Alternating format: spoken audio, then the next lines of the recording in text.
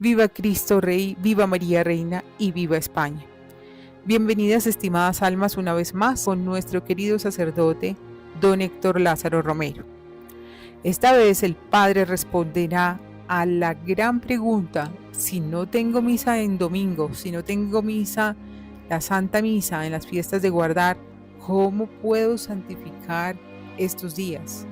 Porque para el video anterior, para quienes no lo hayan visto, hablamos sobre centros de misa non una cum, en donde podrían asistir en diferentes partes del mundo grupos tradicionalistas que profesan íntegramente la fe católica apostólica romana y que en consecuencia sostienen públicamente la vacancia actual de la sede apostólica. No duden en ver el video anterior que dejamos en la caja de información. Entonces, el reverendo padre nos va a explicar cómo santificar el domingo, cómo santificar esos días que la iglesia me dice que debo de guardar so pena de caer en pecado mortal. Lecturas recomendadas, forma de permanecer en la Santa Misa. ¿Cómo puedo hacer una verdadera meditación católica? Necesito confesarme y no hay un sacerdote válido cerca de mí. Doy la palabra a nuestro querido Padre.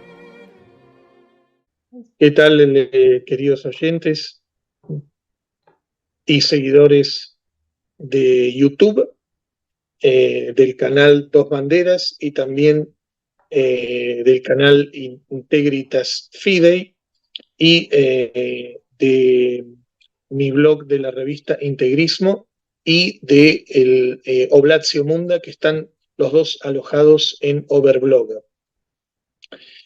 Ahora quería simplemente hacer un par de aclaraciones respecto del último video. También este video se refiere a los temas del último video, la lista de misas, etc. Pero en el último video había algunos comentarios, por ejemplo, respecto de esto que yo dije, de que yo no era especialista de nada y que yo no era un teólogo, ¿verdad? Bueno, hay un dicho español que dice: a buen entendedor, pocas palabras, ¿verdad? Entonces, bueno, ¿qué es lo que quise decir? Lo que estaba queriendo decir, que me parece que en realidad era claro, era que, o sea, yo no tengo una licenciatura en teología, ni, ni soy, ni tampoco digamos, pretendo ser un teólogo así, un licenciado en teología, por decirlo así, y a eso es a lo que me refería. Tengo la formación necesaria y suficiente de un sacerdote católico tradicionalista, tradicional, y con la posición sedevacantista, una posición que tratamos de preservar de una manera seria, digamos así. Entonces la formación es la que tengo, necesaria y suficiente para hablar de lo que hablo. A eso me refería, ¿no? Parece que para algunos no les quedó claro, bueno, entonces lo menciono ahora, digamos. Lo mismo que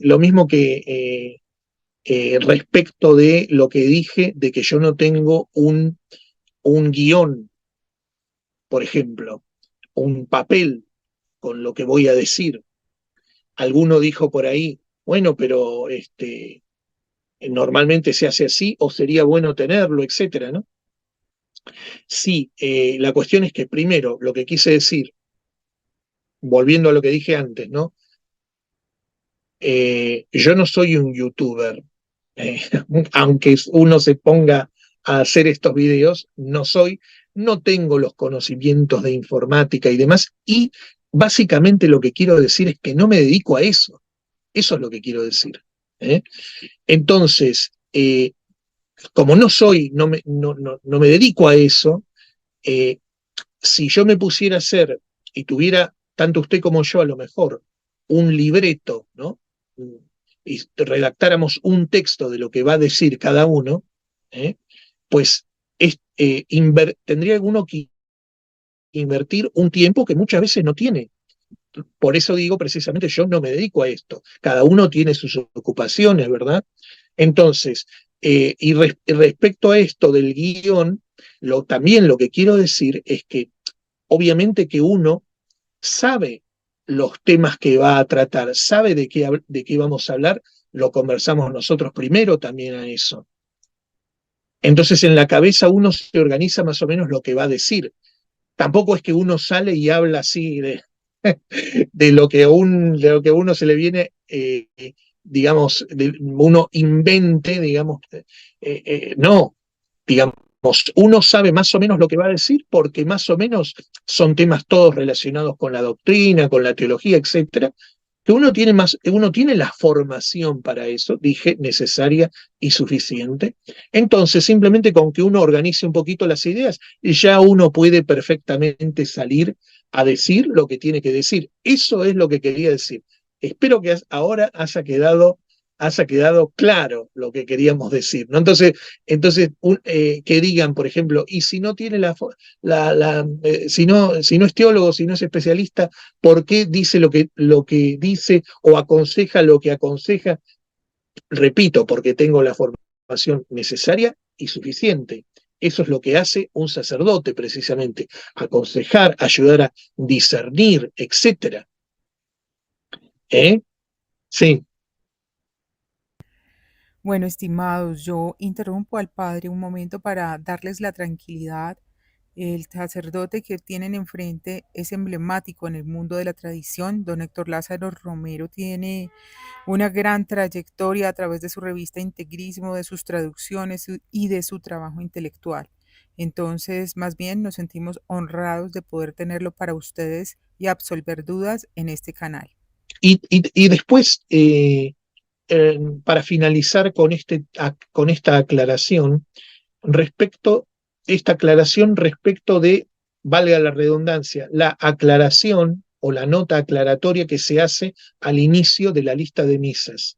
Uno dice, ¿por qué uno se pone a, vamos a decir, advertir sobre otros, ¿no? Que es un papel que evidentemente no es muy agradable, ¿no? Pero uno se ve obligado a eso, digamos, sin que la, estas advertencias, digamos, sean excesivas, ¿no? Uno necesita sí advertir por lo menos un mínimo, en un marco, darle un marco a los fieles, porque sí, hay muchos grupos hoy, cismáticos, etcétera, dando vueltas que pueden evidentemente confundir y hacer daño a los fieles. Y hacer daño incluso a la misma posición sedevacantista. Por eso es que se hace la aclaración y estamos obligados a hacerlo y debo hacerlo, es mi deber, ¿no? Como sacerdote y digamos, como católico y como alguien que sostiene, perdón, ahí se me cayó algo, alguien que sostiene la posición de la sede vacante. Ahora entrando ya al tema que nos ocupa en este video. Todo esto está muy bien, diría uno, ¿no? Advertir, etcétera, ¿no? Decir que está mal, ¿no? Todo eso está bien y es necesario, como digo, pero faltaría algo, ¿no? Decir, ¿no? Si nos quedáramos ahí. ¿Y qué es lo que debemos decir? La parte, por decir así, por llamarla de esta manera, positiva, que consiste en esto. La cuestión de los sacramentos hay que digamos, tratarla en en su justa medida, como corresponde. ¿Qué significa esto? Es decir, lo que significa es que los sacramentos son necesarios para la salvación y santificación de las almas. ¿En qué sentido? ¿En qué sentido? En que si yo no tengo los sacramentos, mi salvación se hace moralmente imposible, se hace muy difícil en este sentido. Pero, del otro lado, hay que hacer distinciones que a veces la gente puede decir, bueno, pero por qué se dice una cosa y luego se dice la otra. Precisamente, ¿no? Tratamos de distinguir. Decimos, la salvación se vuelve imposible sin los sacramentos, en el sentido de que se vuelve moralmente imposible, se vuelve muy difícil en este sentido. Pero, sin embargo, no quiere decir que sea absolutamente imposible salvarse sin los sacramentos. Hay dos cosas que, por eso digo que hay que aclarar en este sentido. Una, hay que aclarar, que lo vamos a ir diciendo, una hay que aclarar que hay que, hay que hacer el esfuerzo y tomar todos los medios que estén a mi alcance para recibir los sacramentos y recibirlos como corresponde. ¿Mm?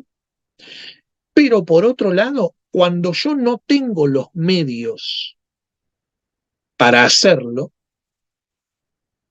saber que mi salvación y mi santificación también es posible. Espero que se entienda lo que estoy queriendo decir, ¿verdad?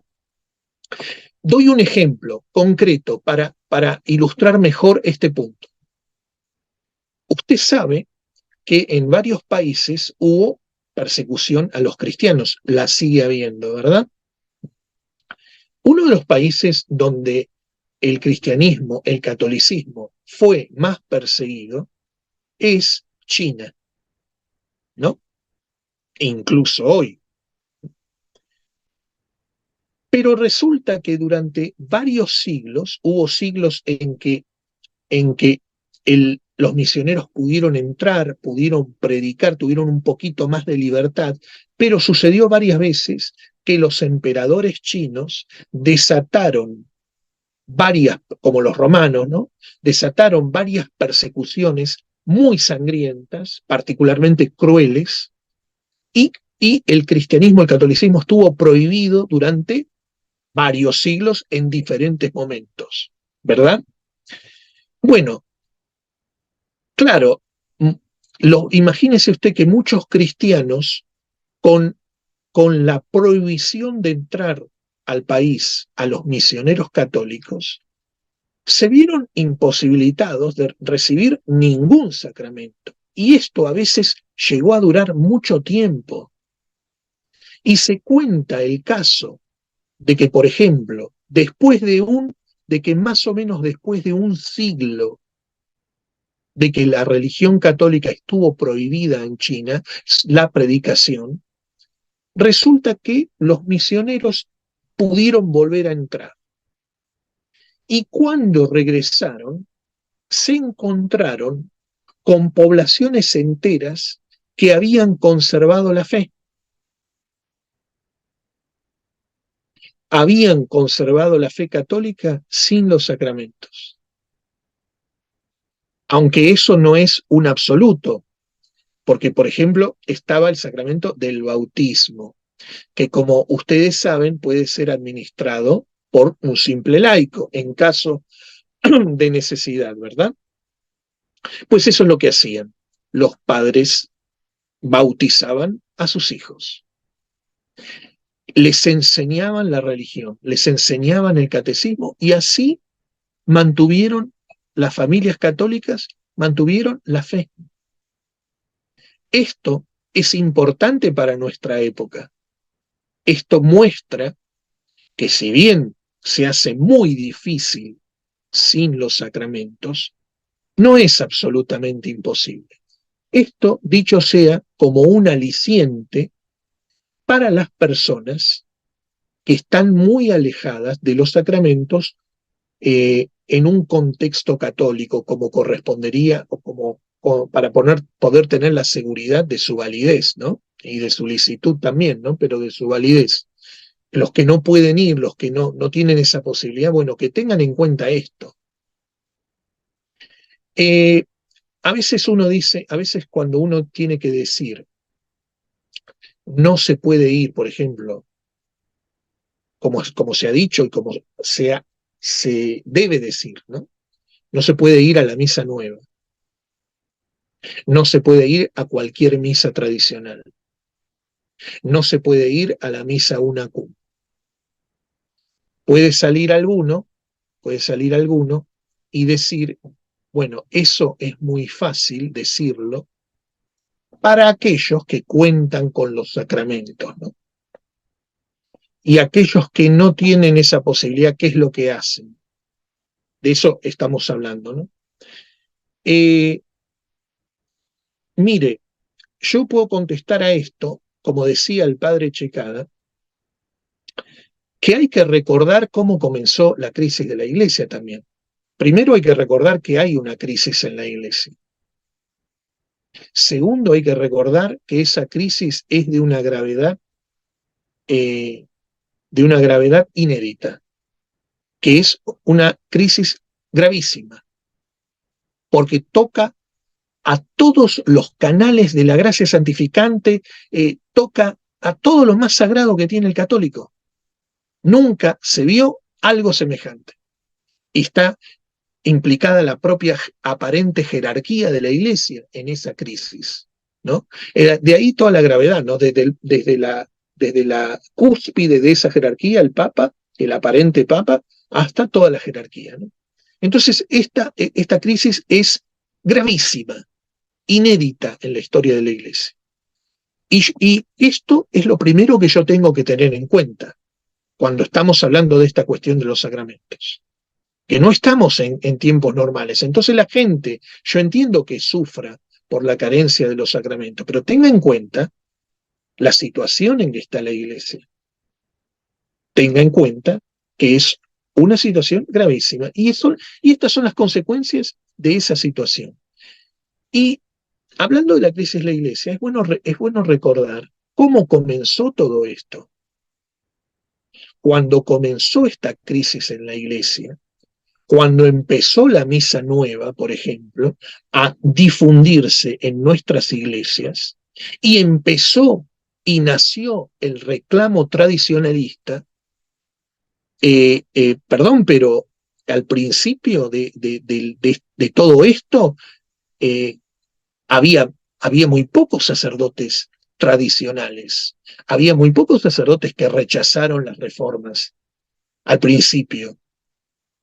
La gente tampoco tenía dónde ir.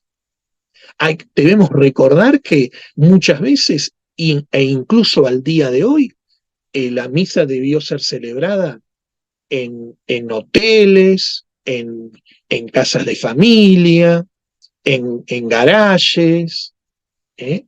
En un montón de lugares donde no es común y tampoco es muy incluso recomendada la celebración de la misa, pero es que la iglesia se encontró en una situación inusitada.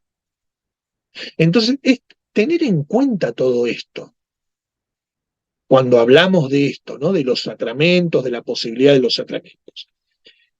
Otro punto a tener en cuenta es que debemos dar gracias a Dios de la existencia del clero tradicional, en particular del clero non unacum, y que intenta hacer las cosas correctamente, seriamente, cumplir todo lo que se pueda, digamos así, con las leyes de la iglesia.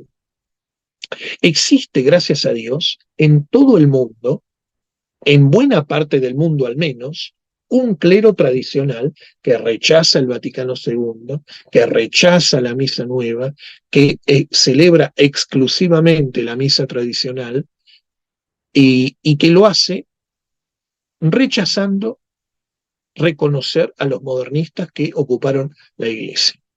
Y entonces eso existe en todo el mundo. Pero, desgraciadamente, hay lugares donde no. ¿Eh? Hay lugares donde no. Entonces, volvemos a la cuestión, ¿no? ¿Qué se hace? ¿Qué hacen las personas que no pueden gozar de sacramentos en un contexto católico, por decir así, ¿no?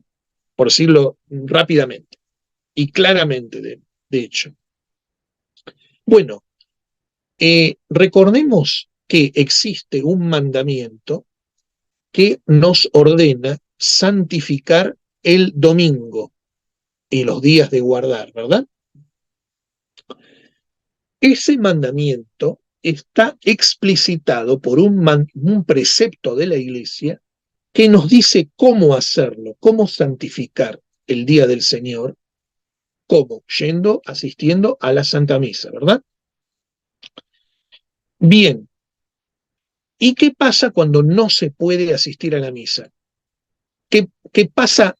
Esto de modo general, si vamos a un manual de teología o incluso al simple catecismo, vamos a la teología moral o al catecismo, ¿qué hacen las personas que están imposibilitadas de asistir a la misa? Porque fuera del problema que vivimos, podría uno estar imposibilitado de asistir a la misa, más allá de la crisis, porque está enfermo o porque tiene que cuidar un enfermo, por ejemplo. ¿Qué es lo que hace? Entonces, podemos decir que la persona que está imposibilitada de asistir a la misa,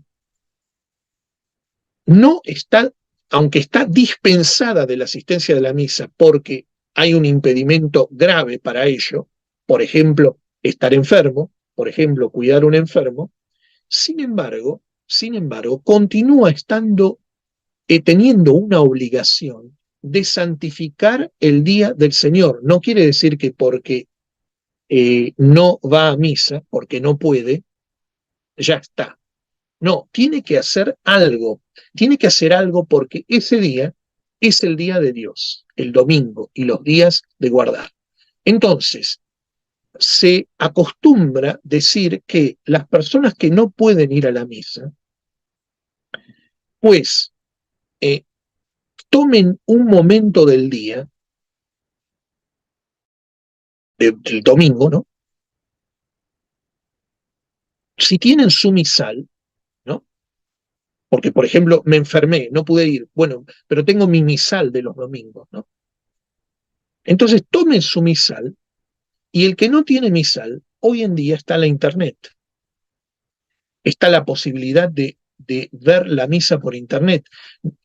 Ver la misa por streaming no reemplaza, ni mucho menos, la asistencia a la misa, pero sí es un medio que me ayuda a santificar el día del Señor.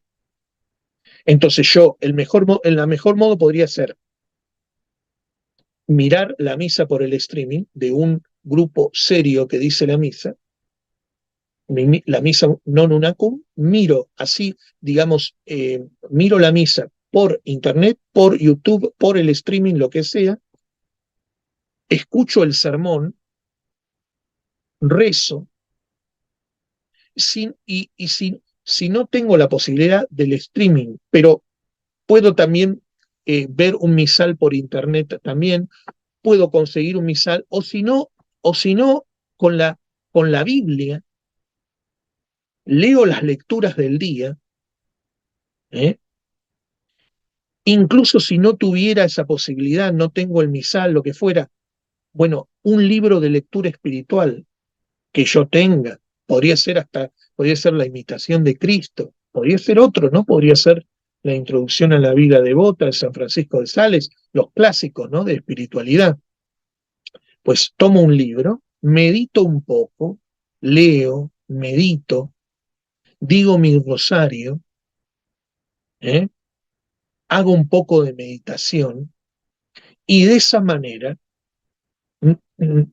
aunque estuve dispensado de asistir a la misa por enfermedad o por distancia, que ese también es una, una causa excusante para asistir a la misa, la gran distancia, pero por lo menos hice algo para, para santificar el día del Señor, para también avivar y conservar mi fe. Haciendo esto, como los católicos aquellos de China, pues yo aumento mi fe, conservo mi fervor, conservo mi deseo de asistir a la misa. Hay un medio, que es muy bueno también, que es el de la comunión espiritual. Comunión espiritual que puede hacer cualquiera en su casa. ¿Eh? E incluso hay unos libros por ahí dando vueltas del padre Mateo Crowley, un chileno, de antes del concilio, obviamente, y él hacía como un apostolado eucarístico, pero la característica de él, María Alejandra, era que hacía un apostolado de adoración eucarística, pero especialmente dirigido a los que no estaban en la iglesia, al que estaba en su casa, para que adorara también al Santísimo desde su casa, ¿no? Y acá lo mismo, La hora santa. claro, de hora santa, que la puedo hacer en mi casa, adorando al Santísimo presente en las iglesias donde está verdaderamente presente, haciendo una comunión espiritual, avivando mi fervor, el deseo por recibir la Santa Comunión, y también uniéndome a la celebración de misas, de las misas válidas que se estén celebrando en el mundo en determinado momento. ¿Eh? Hoy en día, gracias a que existen los sacerdotes non unacum tradicionales, etcétera, se puede decir que una misa non unacum, una buena misa non unacum, está siendo dicha casi en cada momento del día en algún lugar del mundo. Entonces, uno se puede unir a estas misas. Y eso puede ser de mucho mérito también. ¿Eh? Esto me da pie también a incluso hablar de los métodos para asistir a la misa. Porque en el fondo, si bien la asistencia a la misa es algo excelente, sin embargo, lo más importante es la unión con el santo sacrificio de la misa. Y esto yo lo puedo conseguir incluso sin la asistencia física. Como decimos, uniéndome a las misas, meditando en esos momentos, etc. Y en los métodos incluso para asistir a la misa, los que tienen la posibilidad de asistir físicamente a la Santa Misa, recuerden también esto, que también, ¿no? Quiera Dios que las misas que celebramos y asistimos sean meritorias para nosotros. Porque a veces una persona que quizás no tiene la posibilidad de asistir físicamente a la misa, quizás puede conseguir más mérito que nosotros, porque a lo mejor somos más indiferentes, Dios nos lo permita, en la celebración o en la asistencia a la misa. Y a lo mejor otro que no la tiene, como la desea más, pues consigue más méritos. Y por eso digo que importante cuando uno asiste a la misa, que se una a lo que está pasando en el altar, que no vaya como un simple espectador. ¿Eh? Hay un librito muy bonito de San Leonardo de Puerto Mauricio, un franciscano, que se llama El tesoro escondido de la Santa Misa. El tesoro escondido de la Santa Misa. Ese libro cuenta, es un librito cortito, cuenta al comienzo una serie de milagros con los cuales Dios protegió en particular a las personas que asistieron a misa, y al final del libro el santo trae diferentes métodos para asistir a misa. Uno de los métodos, probablemente el mejor, o directamente el mejor, es el de yo ir rezando la sola misa con mi misal, siguiendo las oraciones que el sacerdote reza en el altar. Voy rezando en voz baja o en silencio, voy siguiendo lo que el sacerdote va diciendo. Ese es un método, pero no es el único. No es el único. Uno puede asistir a misa rezando el rosario. Uno puede asistir a misa meditando. Otro de los métodos de San Leonardo es dividir la misa en partes. Entonces, por ejemplo, dice en la primera parte de la misa, la parte instructiva, pues me pensaré, meditaré en nuestro Señor que es condenado por Poncio Pilato, por ejemplo, y hace una especie como de vía crucis en la misa, que llega, por ejemplo, a la crucifixión en el momento de la consagración, ¿no? Y así, ¿por qué? Porque lo importante no es que yo repita materialmente lo que dice el sacerdote, o que siga materialmente o físicamente lo que dice el sacerdote. Lo importante es que yo me una de la mejor manera posible a nuestro Señor que se está ofreciendo en el altar. Y eso lo puedo hacer asistiendo a la misa, es la mejor manera, obviamente, estando presente en la misa, pero también lo pueden conseguir los fieles que no están presentes físicamente en, digamos, las capillas, ¿no? Tradicionales, sino que están por diferentes motivos en sus casas. Esto por un lado, ¿no? Pero también hay otro tema, y es que hay gente a veces que hay de todo, ¿no? Hay gente que es el que realmente vive en un país donde no hay misas tradicionales o no hay misa una cum celebrada como debe ser por grupos serios y realmente no se puede trasladar a otro lugar para asistir a la misa como corresponde. Eso es una realidad. Pero también a veces eh, conozco gente, porque he estado en diferentes lugares, que hace horas para asistir a misa. Se sube a su auto y conduce durante horas. O tiene incluso una familia y conduce durante horas. Ese es el otro tema. A veces hay gente diciendo, no, pero yo no puedo ir a misa. ¿Realmente no puede? Hay gente que se va de vacaciones y se va de vacaciones a otros países. ¿Será que realmente no puede? ¿O será también que no se prioriza en determinados casos los sacramentos y la misa? ¿Me entiende? Porque, por ejemplo, a ver, una persona, yo no digo que todo el mundo pueda, que todo sea el caso de todo el mundo, ¿no? Pero alguien podría ahorrar para ir a misa en otra ciudad, en otro lugar. Está muy lejos la misa, supongamos, está en mi país, pero está muy lejos. Bueno, vaya una vez por mes, vaya una vez cada 2 meses, vaya incluso más espaciado, si realmente es muy difícil para usted, tanto a nivel físico como a nivel económico. Pero haga el esfuerzo, vale la pena hacer el esfuerzo. Ya no estamos en la época que la parroquia estaba al lado de mi casa.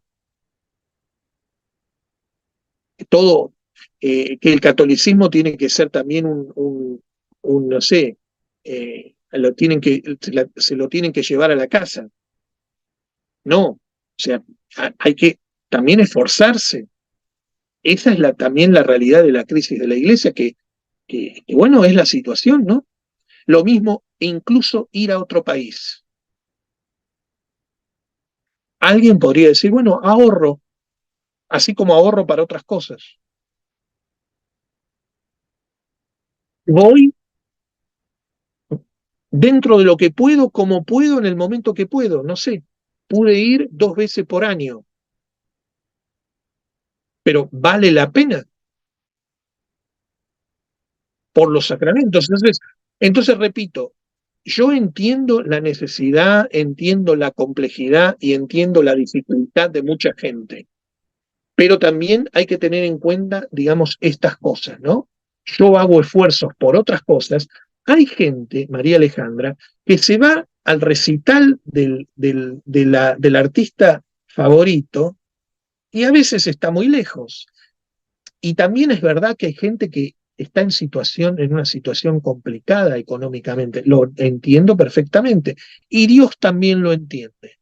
pero Dios también nos pide que hagamos todos los sacrificios que estén en nuestro alcance para tener la misa y para tener los sacramentos. Y además nos va a pedir cuenta de eso. Recordar que ahora el problema es la distancia, el problema es el gasto que eso significa, etcétera. Pero gracias a Dios, al menos por el momento, no se juega nuestra vida en eso. Como se jugaba, por ejemplo, en China, en este primer ejemplo que he dado, o también, o también se jugaba en la época de los cristeros, que los sacerdotes se tenían que esconder para dar los sacramentos, o se jugaba en la época de los vandeanos, que los campesinos escondían a sus sacerdotes en el bosque para que celebraran escondidos la misa en el bosque, y si te encontraba un soldado te mataba con tu cura. Y la gente se jugaba la vida para eso. Entonces también en esto yo entiendo la gente que está en una situación de pobreza y de dificultad, es perfectamente entendible. Ahora, ¿todo el mundo está así?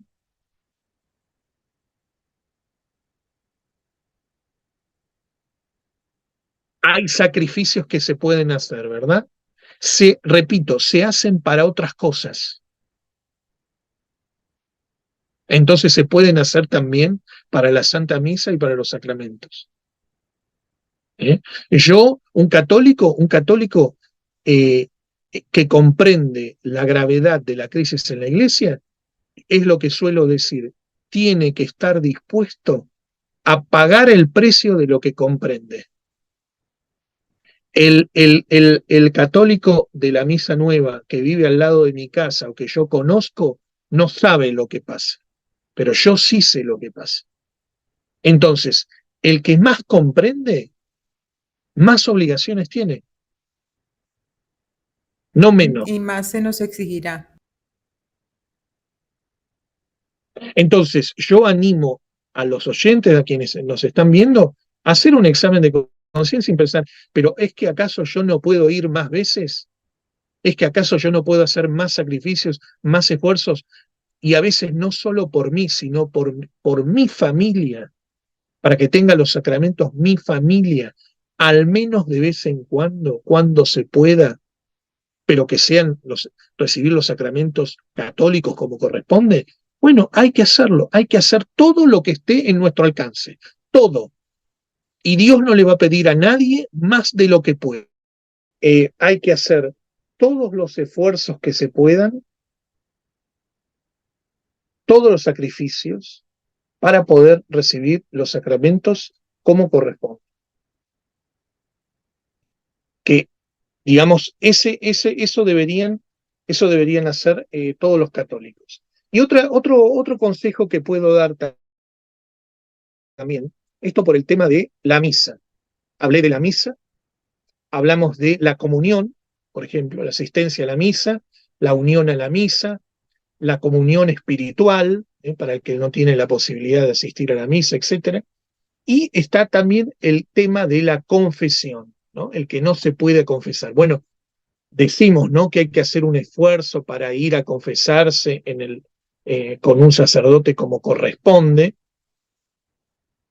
pero, hay gente que es verdad que, bueno, tiene la dificultad, ¿no?, de la distancia, o puede ser otra, ¿no?, de la enfermedad, de estar postrado en la cama, ¿no?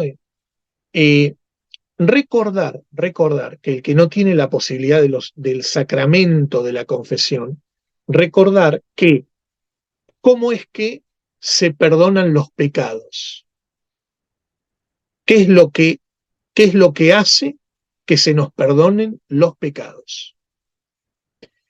Fundamentalmente, si bien yo teniendo la posibilidad, tengo que confesarme con el sacerdote, tengo que tener la intención de ir a confesarme con el sacerdote y de hacerlo, digamos, de hacerlo realmente, llevarlo a la práctica, no solo el deseo o la intención, pero también recordar que los pecados se perdonan por la contrición del corazón. ¿Eh? A mí, mi confesión que hago yo frente al sacerdote es válida siempre y cuando yo tenga arrepentimiento de mis pecados. Uno dice, hace su examen de conciencia, etcétera. Uno tiene que tener propósito de enmienda, propósito de corregirse, pero fundamentalmente tiene que tener la contrición del corazón. Y porque yo tengo la contrición en el corazón, es que Dios me perdona a mí los pecados.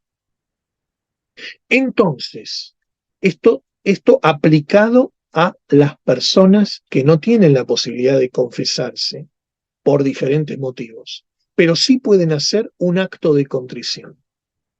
¿Cómo se hace esto? Bueno, yo cuando estoy rezando, que esa es otra cosa, recordar que el que reza se salva y el que no reza se condena.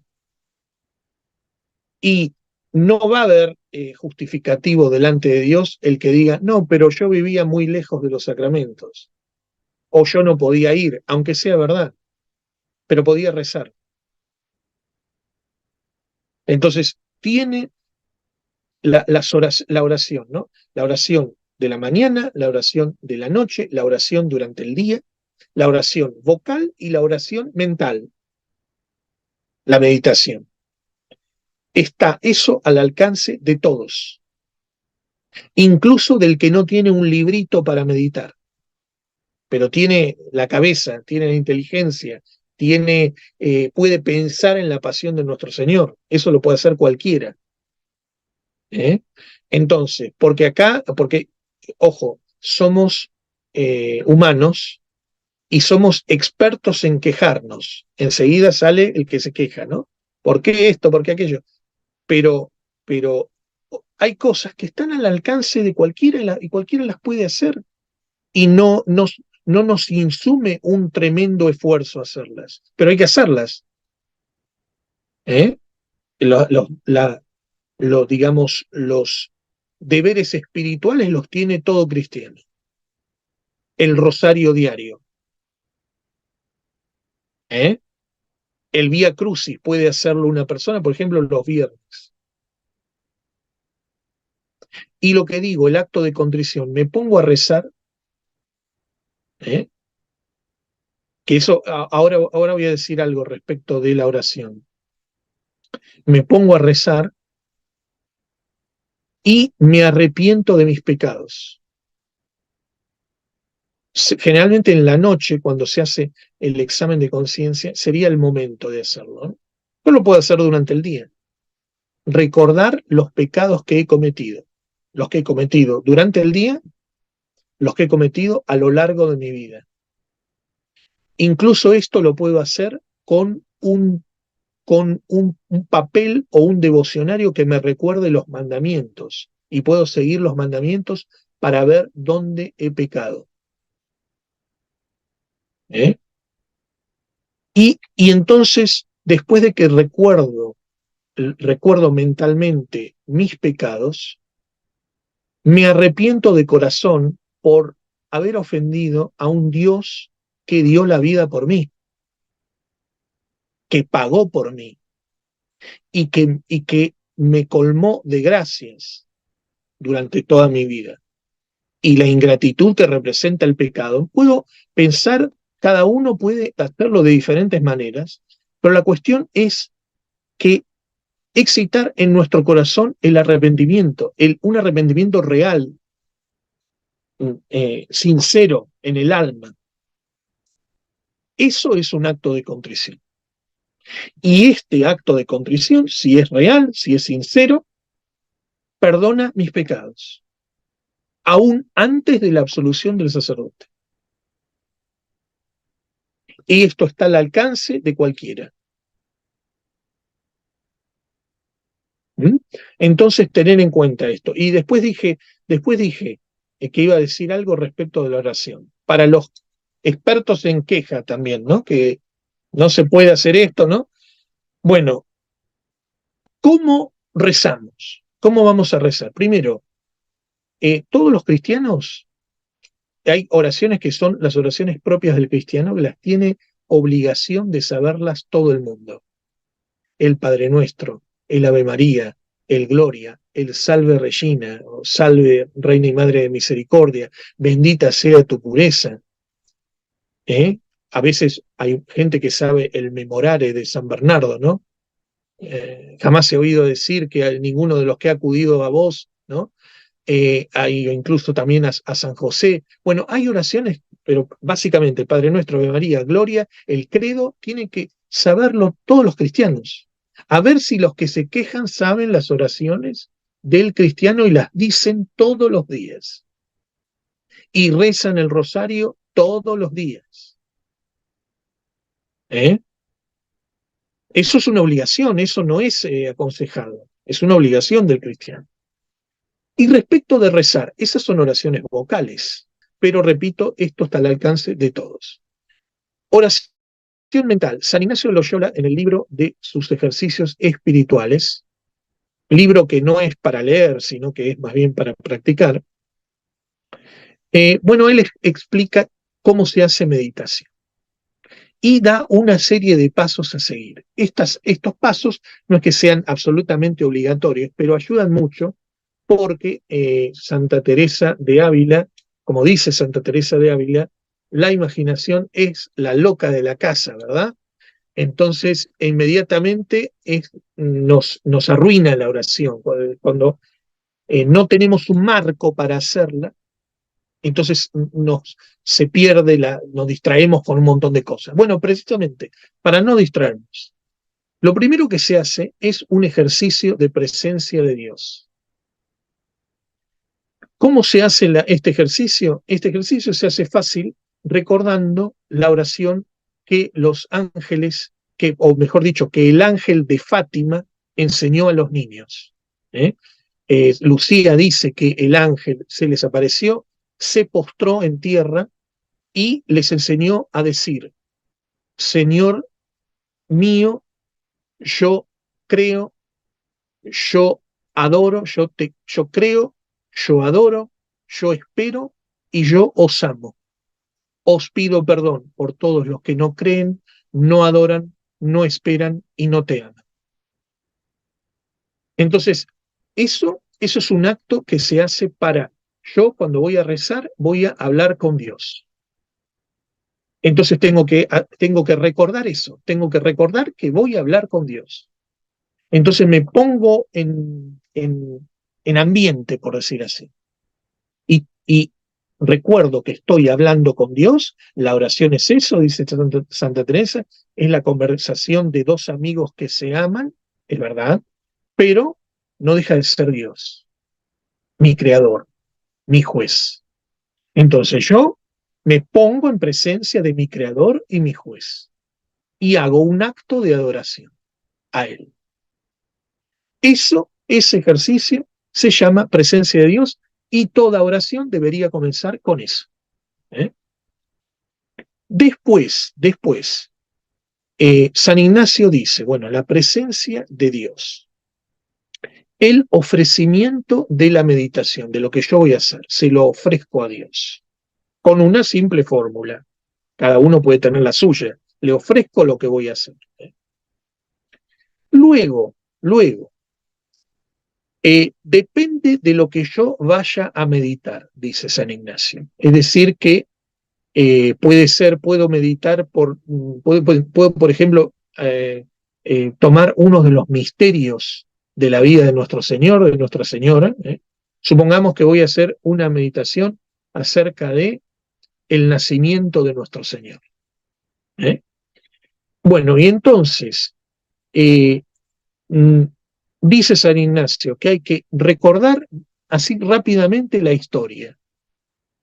Dice, por ejemplo, en el caso del nacimiento de nuestro Señor, el emperador César Augusto ordenó un censo y todos los que vivían en Belén y alrededores tenían que ir a hacer ese censo, a cumplir con ese censo. Y ahí va Nuestra Señora con San José. Recuerdo así someramente la historia. Luego hay una gracia a pedir. Esto es muy importante también. Esto depende de lo que yo vaya a meditar. Porque también hay meditación y contemplación, que eso es otra cosa. La meditación se dice más cuando se trata de una verdad, algo más intelectual. Y la contemplación es más una escena, como podría ser la Natividad de nuestro Señor. Y en el caso de la escena, el método de San Ignacio habla de personas, palabras, acciones. Ver a las personas, escuchar lo que dicen, ver lo que hacen, como si viera una película. A esto se le llama contemplación. Si es sobre una verdad, tengo un texto delante, porque puedo hacer eso, un texto, y lo que quiero hacer es meditar sobre ese texto. Bueno, eso es más bien una meditación. ¿Eh? Pero el método es el mismo. ¿Eh? Entonces, la gracia pedir, si yo estoy meditando, por ejemplo, sobre o contemplando sobre el nacimiento de nuestro Señor, por ejemplo, pedir la infancia espiritual. ¿Eh?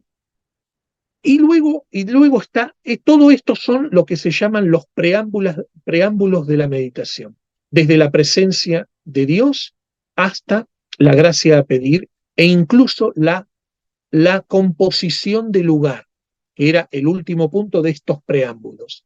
La composición del lugar es precisamente una imagen que yo me hago como si fuera una película. El caso, por ejemplo, de la Natividad de nuestro Señor, el establo donde nació nuestro Señor, los animales que hay ahí, nuestro Señor, la Santísima Virgen, San José. Y esta imagen yo la hago en mi cabeza precisamente y todo esto se hace para evitar las distracciones. Entonces, cuando me estoy por distraer o me estoy distrayendo, vuelvo a esa imagen que me hice en la composición del lugar para volver al tema de la meditación más fácilmente. ¿Eh? Todo esto son los preámbulos de la meditación. Luego está el cuerpo, el real cuerpo de la meditación, que son los puntos de la meditación. Que podría ser, como digo, yo estoy tomando el ejemplo este de el nacimiento de nuestro Señor, pero podría ser, por ejemplo, la muerte. Y ahí es una verdad. Ahí no es tanto una escena, sino una verdad. Bueno, entonces, tengo que tomar los puntos de la meditación. Por ejemplo, podría ser, en el caso de que medite sobre la muerte, podría ser, es una ley que todos los hombres mueren. Y yo también voy a morir. Y ahí voy distribuyendo, tengo ciertos puntos. Yo no sé cuándo voy a morir. No ignoro el momento, ignoro las circunstancias de mi muerte. Ignoro la mayoría de las cosas sobre mi muerte. ¿Eh? Otro punto podría ser, cuando me muera, no voy a ir con nada delante de nuestro Señor. Voy a quedarme sin nada. Todos en el cementerio son iguales. No hay diferencia. Sobre todo si hago un hueco en el piso y miro el féretro, ¿no? O la tumba abierta, son todos iguales. Ahí no hay diferencia. ¿Eh? Bueno, todas estas cosas son los puntos de la meditación. Y yo voy meditando punto por punto. Esto, San Ignacio dice que no es necesario que uno vea todos los puntos de lo que va a meditar, como una cosa matemática, sino que San Ignacio dice que me tengo que detener en el punto en donde yo encontré lo que quería encontrar. Por ejemplo, si yo buscaba dolor de mis pecados, supongamos, y estoy meditando en el Vía Crucis de nuestro Señor, resulta que encontré dolor, sentí contrición cuando lo estaban flagelando. Ah, bueno, pero eso es solamente una parte. Tengo que llegar a la crucifixión. No, no necesariamente. Si yo encontré ahí la contrición, me quedo ahí, dice San Ignacio, y me quedo todo el tiempo que sea necesario. Y si se va la meditación en eso, no importa. Al contrario, será una meditación que yo he aprovechado. Bueno, estos son los puntos de la meditación y la meditación se termina, toda meditación termina así, con un coloquio. San Ignacio lo llama así, un coloquio. El coloquio es, yo he estado meditando sobre una verdad, el coloquio es una conversación. Y San Ignacio dice que puede ser con Jesús crucificado, puede ser con Nuestra Señora, puede ser con San José, puede ser con mi ángel custodio. Entonces yo, en ese coloquio, que son los minutos finales de la meditación, que normalmente dura media hora, ¿no? En esos minutos finales, yo le digo a Nuestro Señor o al ángel o a la Virgen lo que me sale del corazón en ese momento, ¿eh? De lo que yo he meditado. Es como que sale el fervor, ¿no? Sale la parte de la voluntad ahí, que también estuvo antes, pero más en esa parte. Bueno, esto se llama el coloquio y esta es la estructura de la oración. Normalmente se le da esto, San Ignacio así lo dice, se le da una media hora, ¿no? Entonces uno toma los minutos iniciales para ponerse en circunstancia, digamos así, y los minutos finales para hacer estos actos de fervor, y digamos que la parte más grande la toman los puntos de la meditación, que ahí tomarían entre 15 y 20 minutos la meditación propiamente dicha, digamos. Esto es aconsejado, pero eh, pueden, la gente lo puede hacer en 15 minutos también. La gente lo puede hacer en 10 minutos también si quiere. El asunto es que rece, ¿se entiende? Y además hay, como digo, al que le cueste más, bueno, por ejemplo, puede decir, no, bueno, a mí me cuesta un poco más, entonces yo, qué sé yo, lo hago en el rosario. También podría ser, ¿eh? O tomo mi devocionario. Básicamente esto, la oración es siempre la misma, en la historia de la iglesia es siempre la misma. Eh, Esto viene de la lectio divina, que era la oración inicial. ¿Y cómo era esa lección divina que al día de hoy hacen los monjes? También, por eso digo, se puede hasta sin... Estos puntos que yo di ayudan a que yo no me pierda, que yo no me vaya, pero lo puedo hacer de la manera más simple. ¿Y cómo lo hacían los monjes? El monje simplemente tomaba su libro espiritual, que puede ser al que a usted le guste, el que a usted lo ayude. Un pasaje de la Biblia podría ser, puede ser un libro espiritual, ¿eh? Y simplemente lo que hacía era leía una frase, un párrafo, cerraba el libro y se ponía a reflexionar sobre lo que leyó. También esto se puede hacer de otro modo. Esto, supongamos, también se puede hacer así, al que le cueste, para el que sea difícil. Me pongo a decir un Ave María o un Padre Nuestro, pero no lo digo como lo diría en cualquier momento, sino que me detengo a pensar lo que estoy diciendo. Por ejemplo, digo, Padre Nuestro. ¿Qué significa que sea Dios nuestro Padre? ¿Qué consecuencias tiene? ¿Por qué nuestro Señor, cuando nos quiso enseñar una oración, nos enseñó una oración que comience diciendo Padre Nuestro, dirigido a Dios? Podría estar pensando en eso un cierto tiempo y valdría la pena, ¿verdad? Lo mismo, me pongo a decir el Ave María, Dios te salve María. ¿Quién dijo esto la primera vez? Bueno, lo dijo el ángel. Y el ángel, ¿cómo lo supo? Porque se lo dijo Dios, seguramente. ¿Sí? Entonces, ¿qué significa eso de parte de Dios para con la Virgen? Por ejemplo, fíjese usted cómo lo puedo hacer de una manera muy simple con las oraciones de todos los días. Y esto nosotros se los dejamos de tarea, en particular para el quejoso, ¿verdad?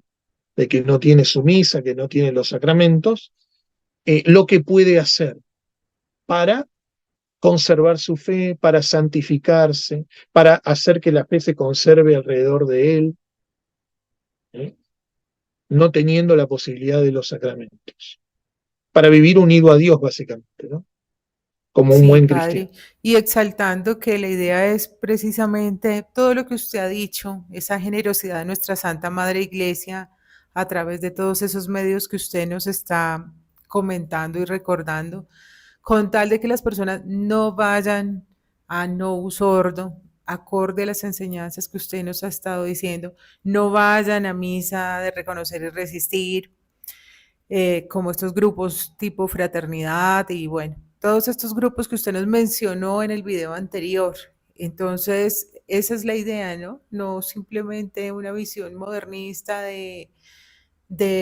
no sé, como unos consuelos acomodados al capricho nuestro, sino precisamente esforzarme para tratar de buscar una misa que así me quede a 2 horas, voy a intentar luchar por asistir a ella, así sea cada mes, cada 2 meses.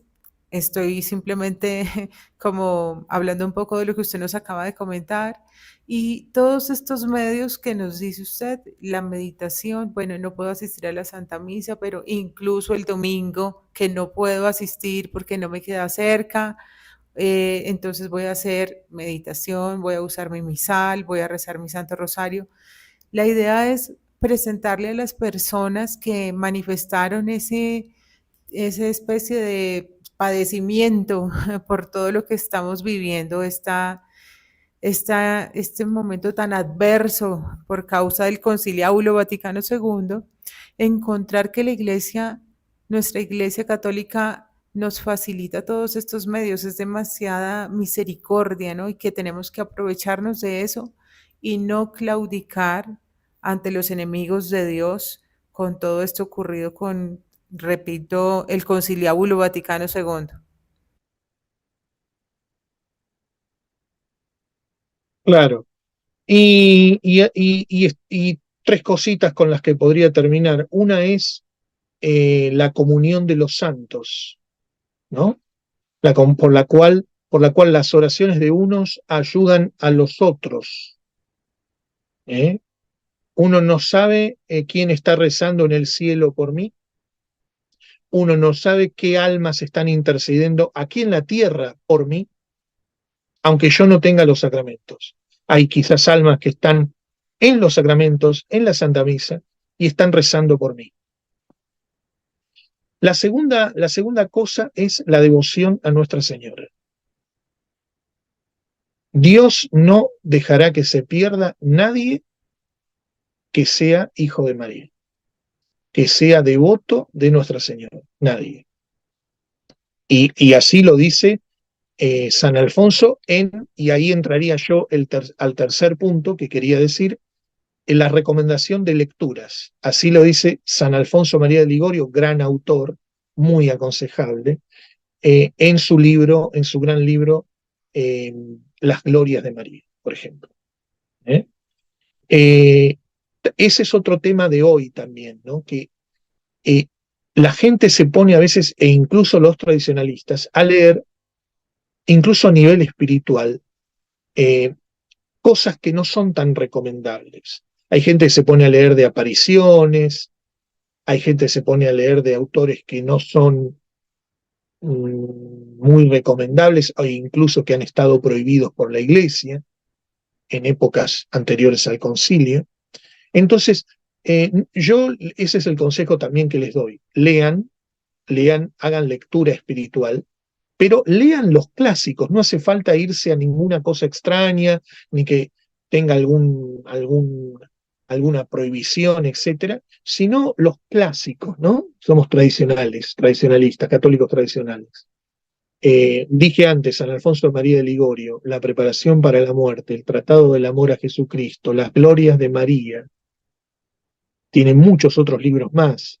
La imitación de Cristo, de Tomás de Kempis, el tratado de la verdadera devoción a la Santísima Virgen María, para hacer la consagración a la Santísima Virgen María por San Luis María Griñón de Montfort, el tratado admirable del Santísimo Rosario, el otro libro que aconsejé también, El Tesoro Escondido de la Santa Misa, San Leonardo de Puerto Mauricio, Introducción a la vida devota, que también se llama Filotea, de San Francisco de Sales, un libro de espiritualidad básica también, muy bonito. La historia de un alma de Santa Teresita del Niño Jesús, por ejemplo, también.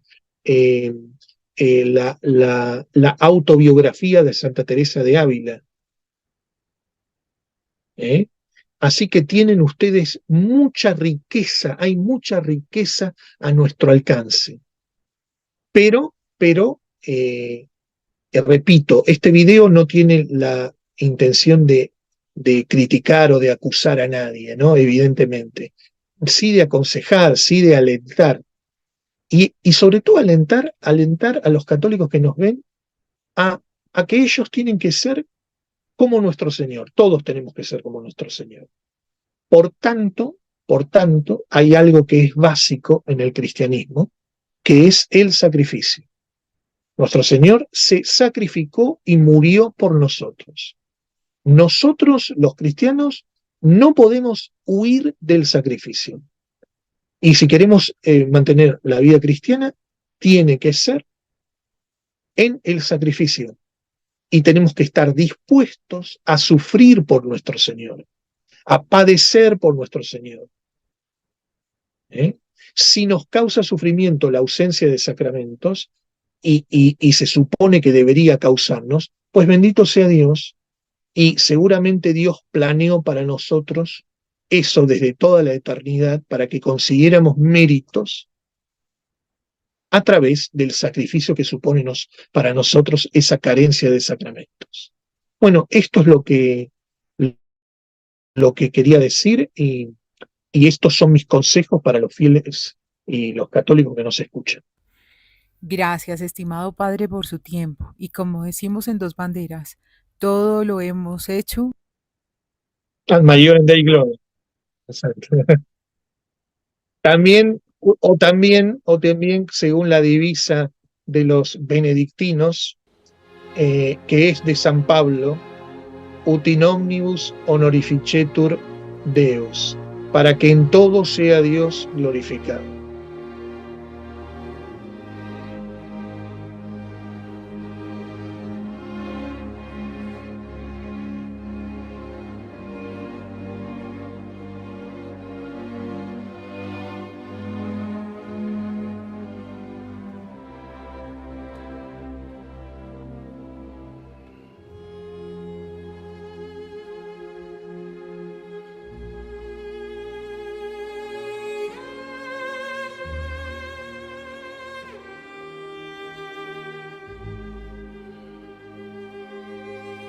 Dos Banderas.